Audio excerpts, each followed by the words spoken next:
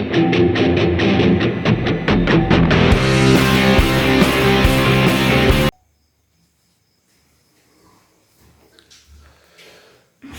Students, मैं Mohammad Salim sir आपके लिए लाया हूं 10th स्टैंडर्ड का यूनिट नंबर 2 से सेलुलर रेस्पिरेशन। इससे पहले के पीरियड में इससे पहले लेक्चर में मैंने आपको रेस्पिरेशन किसे कहते हैं, रेस्पिरेशन की टाइप्स क्या होती है और रेस्पिरेशन की इंपॉर्टेंस क्या है ये समझाया था। आज हम जो है सेलुलर रेस्पिरेशन के बारे में पढ़ने जा रहे हैं। सेलुलर रेस्पिरेशन किसे कहते हैं स्टूडेंट्स? ये सेलुलर रेस्पिरेशन भी है और इसका एक नाम और है, इसे हम कहते हैं internal respiration.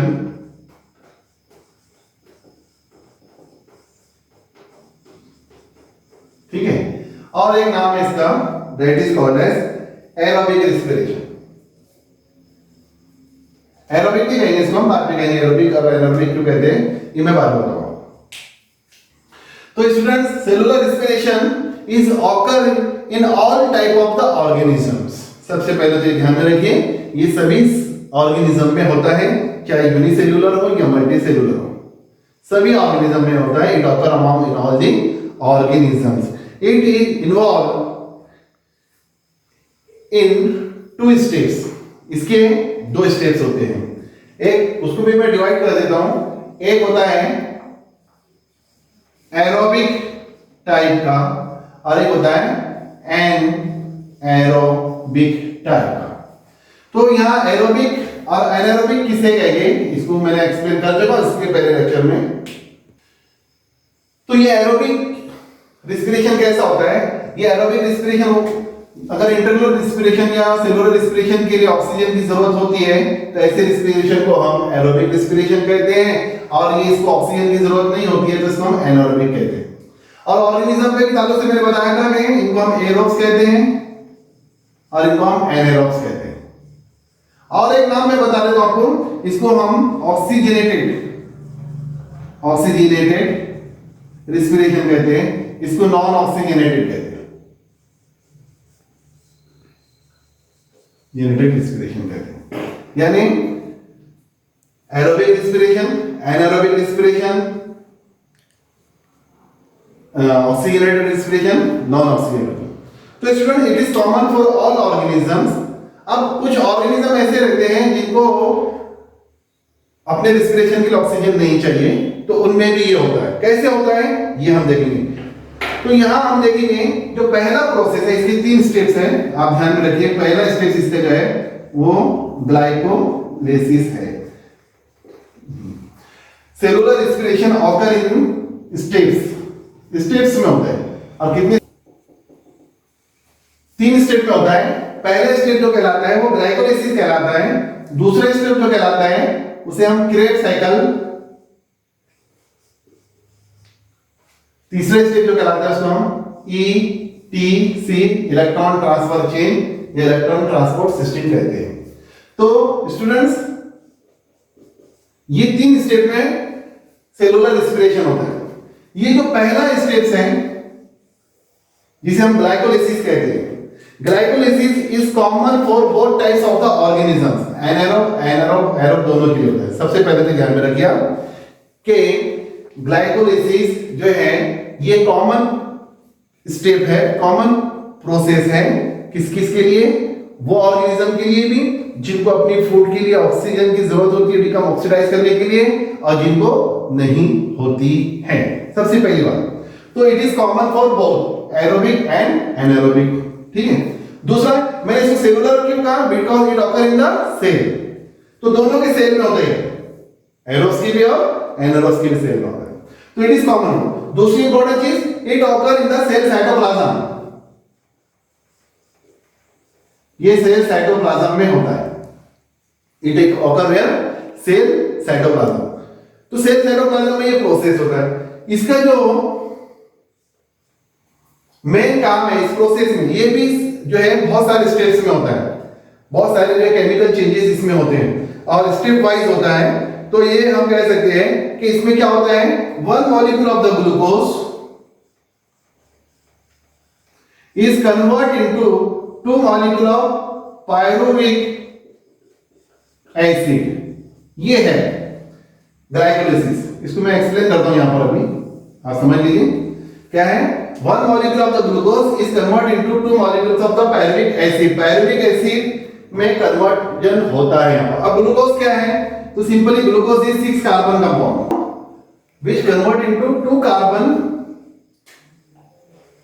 3 carbon compound 3 carbon compound that is pyruvic acid। तो ग्लाइकोलिसिस का मतलब क्या होता है, सुन लीजिए। It occur in the cell cytoplasm. यहां कोई ऑक्सीजन अभी यूटिलाइज नहीं हो रही है, ऑक्सीजन की कोई जरूरत नहीं है।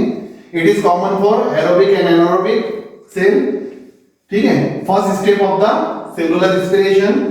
Glyco means, what is mean by glyco? Glyco का मतलब होता है ग्लूकोज, और लेसिस का मतलब होता है ब्रोक डाउन, यानी वो प्रोसेस जिसमें ग्लूकोज टूटती है। तो कैसी टूट रही है? 1 molecule of the glucose is converted into 2 molecule of the pyruvic acid। 1 molecule of the glucose is converted into 2 molecule of the pyruvic acid, and what happened? This glucose is 6 carbon compound which is later converted into the 3 carbon compound। तो एक sugar दूसरी type की sugar के अंदर convert होती है, इसलिए इसको हम ग्लाइकोलिसिस कहते हैं। तो it is common for all type of the cells, ठीक है, ये बात ध्यान में रखना है आपको। It occur in the cytoplasm. यहां क्या होता है, यहां मैंने डायरेक्ट एक इक्वेशन लिख दिया हूं कि ग्लूकोज कन्वर्ट हो गई, लेकिन इसके बीच में बहुत सारे स्टेप्स है, बहुत सारे केमिकल चेंजेस होते हैं, स्टेप बाय स्टेप होता है ये भी प्रोसेस, जो आप 12वीं में पढ़ेंगे ग्लाइकोलिसिस डिटेल में हो। तो इसका दूसरा नाम भी है ईएमपी पाथवे भी कहते हैं इसको, इम्बिडेंट मेयर ऑफ पैरानस पाथवे। इसको भी 3 साइंटिस्ट ने जो इसको डिस्कवर्ड किया था, इस साइकिल को, इस पाथवे को। तो इस तरह से ये पहला स्टेप कहलाता है। इस पहले स्टेप में क्या हुआ, हमने ये देखा कि ये पहले स्टेप के अंदर जो है पायरुविक एसिड तैयार हुई, ठीक है। This pyruvic acid is form and ATP is form. क्या तैयार हुए? एटीपी तैयार हुए। NADH2 तैयार होता है, NADH2 ये इसके प्रोडक्ट है, ग्लाइकोलिसिस के प्रोडक्ट है, ये रिएक्टेंट है और ये प्रोडक्ट है। 2 pyruvic acid, ATP, NADH2, CO2, all these are the product of the, yes, what?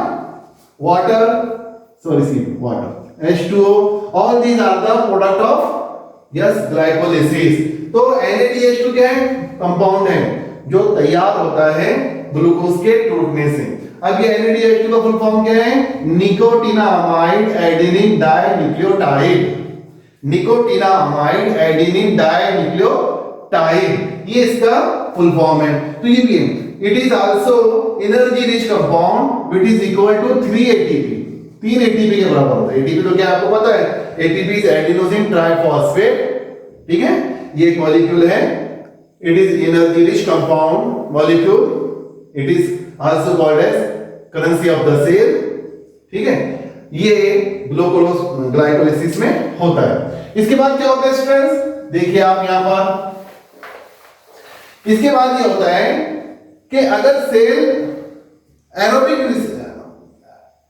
इसका है, एनारोब ऑर्गेनिज्म का है, जिनके बॉडी के अंदर सिंपल टाइप का सेल है, प्रोकैरियोटिक टाइप सेल है, जिसमें सेल ऑर्गेनेज माइटोकॉन्ड्रिया नहीं है, उनके लिए ये प्रोसेस है। और उनके लिए ये प्रोसेस है, उनकी बॉडी में 2 ATP ग्लूकोज से तैयार होते हैं, NADH2, 3 वाटर और CO2 तैयार होता है। तो उनके लिए ये जो प्रोसेस कहलाता है, इसको हम फर्मेंटेशन कहते हैं, ठीक है, फर्मेंटेशन कहते हैं। मैं इसको बाद में समझाऊंगा फर्मेंटेशन क्या है। अभी हम देखते हैं दूसरा step, that is called as TCA, second step of the cellular respiration. अब ये जो प्रोसेस शुरू हो रहा है, दूसरा स्टेप जो हो रहा है, ये यहां से शुरू हो जा रहा है एरोब्स के लिए, यानी वो ऑर्गेनिज्म के लिए जिनके बॉडी में जो है माइटोकॉन्ड्रिया होता है या सेल ऑर्गेनेल माइटोकॉन्ड्रिया होता है, उनके लिए ये कॉमन है। अब यहां से, ठीक है, ये एरोस दोनों के लिए। अब जैसे ही पायरुविक एसिड बन जाता है तो ये पायरुविक एसिड से साइटोप्लाज्म में ही, ये पायरुविक एसिड से साइटोप्लाज्म में ही जो है इसका कन्वर्जन हो जाता है एसिटिल कोएंजाइम ए में, ये यहां ये कन्वर्ट हो जाता है। तो ये था 3 कार्बन कंपाउंड, ये कन्वर्ट हो जाता है 2 कार्बन कंपाउंड में। After formation of 2 molecule of pyruvic acid, they later convert into 2 molecule of the acetyl coenzyme A and 2 molecule of the NaDH2 and CO2। ये जो है ग्लाइकोलिसिस के बाद जो प्रोडक्ट तैयार होता है पायरुविक एसिड से, वो एसिटिल कोएंजाइम में NaDH2 और CO2 ये तैयार होता है, और H2O भी तैयार होता है। तो स्टूडेंट्स ये जो रिएक्शन है, ये तो मैंने स्टेप में एक ही स्टेप में यहाँ लिख दिया हूं, लेकिन ये बहुत सारे स्टेप्स में होती है। इसके बाद में जो प्रोसेस आता है ग्लाइकोलिसिस के बाद, वो दूसरा प्रोसेस क्या है?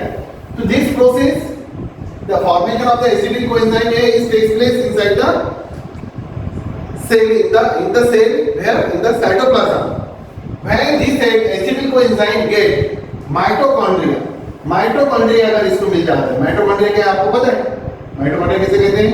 Yes, it is one type of the cell organelles, yes, which is surrounded by 2 मेम्ब्रेन, outer membrane and inner membrane. Inner membrane is enfolded inside. This inner membrane is folded inside form the cristae. ये Christie finger-like projection इस तरह से इसमें तैयार होते हैं, इसको हम क्रिस्टी कहते हैं। तो ये माइटोकॉन्ड्रिया जो होता है, ये वो सेल ऑर्गेनेल्स है जहां पर इस एसिटिल कोएंजाइम से हमको मैक्सिमम नंबर ऑफ जो है एटीपी मिलते हैं। यानी इसमें क्या होता है, इसमें 2 प्रोसेस होते हैं। एक होता है TCA, try carboxylic acid cycle, और दूसरा इसका नाम है क्रेब साइकिल। क्रेब साइकिल भी कहते हैं इसको, सर हैंस क्रेब ने इसको दरियाफ्त किया था, डिस्कवर्ड किया था। तीसरा नाम इसका और है जो आपको ड्यू रिजल्ट में पूछा जाता है, citric acid cycle. Citric acid cycle बोलते हैं इसको। 3 नाम है इसके, ठीक है। Second step of the cellular respiration after glycolysis is TCA, Krebs cycle, citric acid. तो क्या होता है, जो मल्टीसेलुलर ऑर्गेनिज्म होते हैं जिनमें माइटोकॉन्ड्रिया होता है, वहां पर क्या होता है, माइटोकॉन्ड्रिया में इंटर होने के बाद, यानी पायरुविक एसिड कन्वर्ट होता है एसिटिल कोएंजाइम में, और ये एसिटिल कोएंजाइम इंटर हो जाता है माइटोकॉन्ड्रिया के फ्लूइड्स में, मैट्रिक्स में। फिर ये मैट्रिक्स में जैसे अंदर चला जाता है, यहाँ पर बहुत सारे केमिकल चेंजेस होते हैं, बहुत सारे साइक्लिक चेन होती है स्टेप वाइज, बहुत सारे, और उसमें बहुत सारे एसिड तैयार होते हैं। वो जो एसिड तैयार होते हैं वो सब के सब ट्राई कार्बोक्सिलिक एसिड रहते हैं, और वो जो कंपाउंड रहते हैं ट्राई कार्बोक्सिलिक एसिड के कंपाउंड रहते हैं। इसलिए इस साइकिल को हम TCA कहते हैं, ठीक है। क्रेब साइकिल क्यों कहते हैं?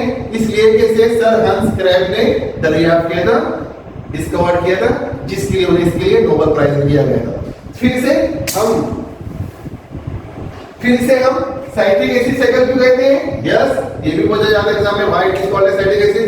तो इस रिएक्शन के दौरान जैसे एसिटिल कोएंजाइम A तैयार होता है, पढ़ेंगे आप बारे में, तो सबसे पहला स्टेबल प्रोडक्ट जो तैयार होता है वो सिट्रिक एसिड तैयार होता है। सबसे पहला stable product of the cycle और the chain reaction is citric acid. सबसे ज्यादा स्टेबल प्रोडक्ट जो तैयार होता है वो सिट्रिक एसिड तैयार होता है, इसलिए इसे हम सिट्रिक एसिड साइकिल कहते हैं।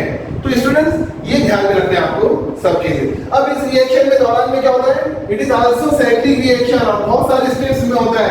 एसिटिल कोएंजाइम जो है वो दूसरे एसिड में तैयार होता है, वो दूसरे एसिड में, ऐसे बहुत सारे एसिड इसमें तैयार होते हैं जो आप बारे में डिटेल में पढ़ेंगे क्रेब साइकिल के अंदर और TCA साइकिल के अंदर। मैं यहाँ आपको इसके प्रोडक्ट के नाम बता दूं, इसमें क्या क्या तैयार होता है। तो इसमें तैयार होता है बहुत सारे एसिड तो तैयार ही हो रहे हैं, लेकिन उसके साथ साथ तैयार होता है इसमें NaDH2,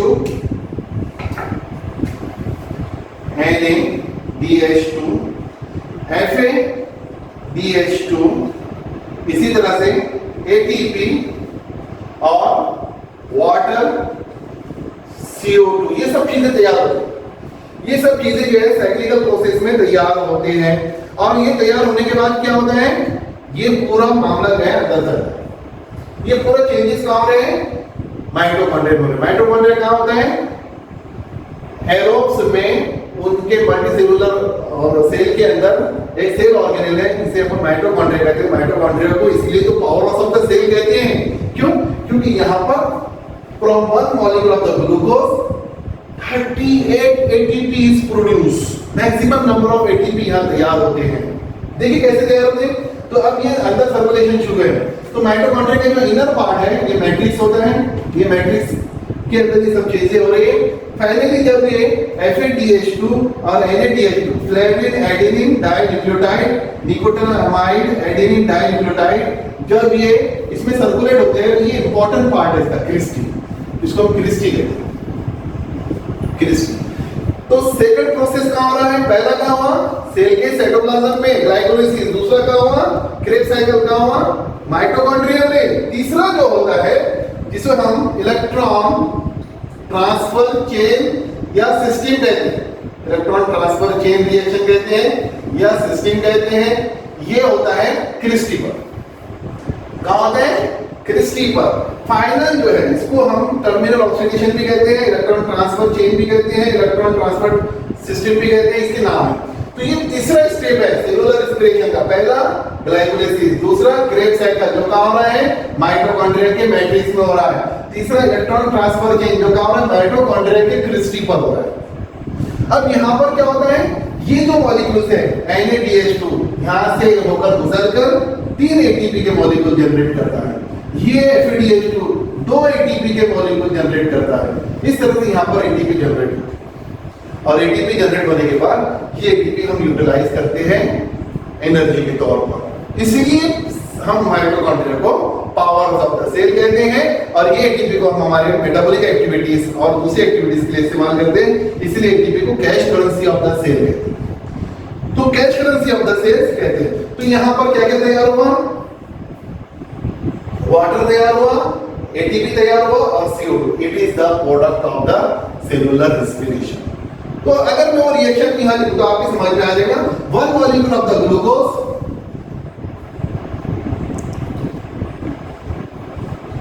is convert with the help of oxygen, oxygen मिल जाती है अगर इसमें, यानी aerobic respiration, with the help of oxygen they convert into 6CO2, ये 6CO2 कौन से हैं, ये 6H2O, ये 6H2O कौन से हैं, ये, और 38 ATP molecule is generated which is equal to 267 kilo calories energy.